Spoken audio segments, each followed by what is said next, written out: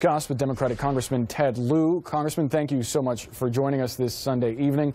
I have to ask you right off the bat, do you believe this explanation from John Dowd that he was the one that wrote this tweet?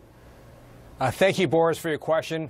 No, not at all, because if that story is true, they would have fired John Dowd by now. That is stunning legal malpractice to basically have your client admit to obstruction of justice in plain view.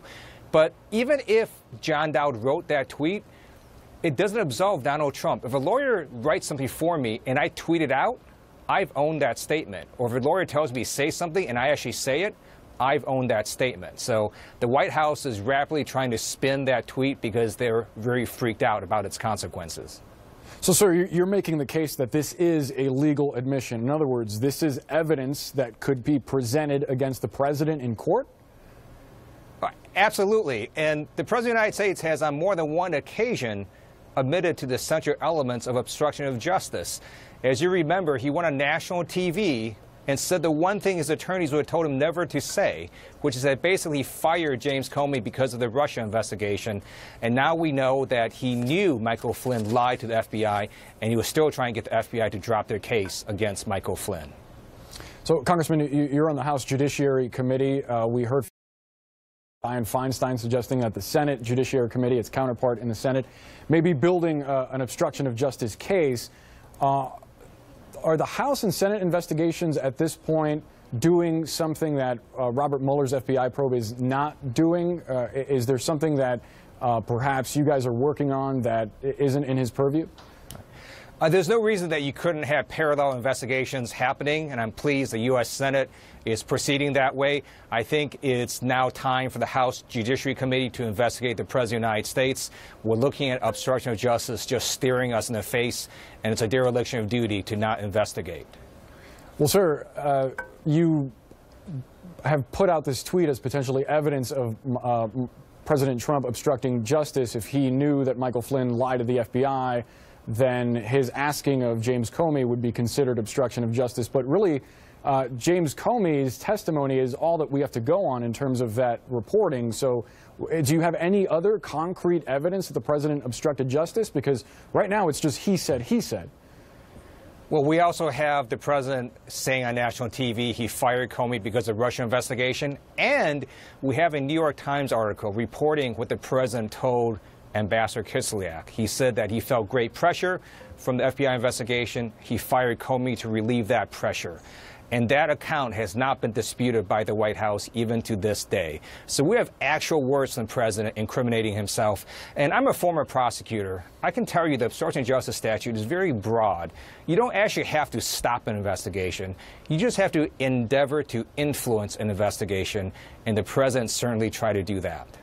Now, whether or not there's evidence of obstruction of justice or enough evidence of obstruction of justice politically, isn't it ultimately a moot point if the House remains in Republican hands? They're likely not going to impeach the president. For purposes of impeachment at this point, yes, I believe you need to change the makeup of Congress. But Special Counsel Mueller's investigation is proceeding, and every day he gets closer, and there are no words in the Constitution that will prevent Special Counsel Mueller from indicting a sitting president. Sir, I'm not sure if you were able to hear the conversation, but I just spoke to Republican Congressman Trent Franks of Arizona. He sits on the House Judiciary Committee with you. He says that there's nothing wrong with Flynn discussing sanctions with Russian officials before Trump became president. There is the suggestion, though, that perhaps they made outreach, the Trump transition team, to Kislyak in order to get around sanctions that were imposed by the administration that was in place at the time, the Obama administration. What's your response to all of this? If there was nothing wrong, why would Flynn lie about it? Why would Mike Pence lie about it? Why would the president lie about it? There clearly is something wrong. We have one president at a time. You can't conduct your rogue foreign policy, and it is a violation of the Logan Act. But keep in mind, Michael Flynn's guilty plea is a game changer. A prosecutor wouldn't do that kind of guilty plea with cooperation to get lower-level individuals. The only reason Special Counsel Mueller did that agreement is because he knows Michael Flynn has incriminating information on people above him. Now, sir, there was a New York Times report out yesterday that indicated that Michael Flynn was not only briefing transition officials before, but also after his meeting with Sergei Kislyak. And the same day that he spoke with Sergei Kislyak, an email was sent out by one of Trump's advisors, Katie McFarland, in which she specifically states that connecting with Russia is going to be difficult because of the Obama sanctions. And at one point, she specifically says that Moscow threw the USA election at Trump.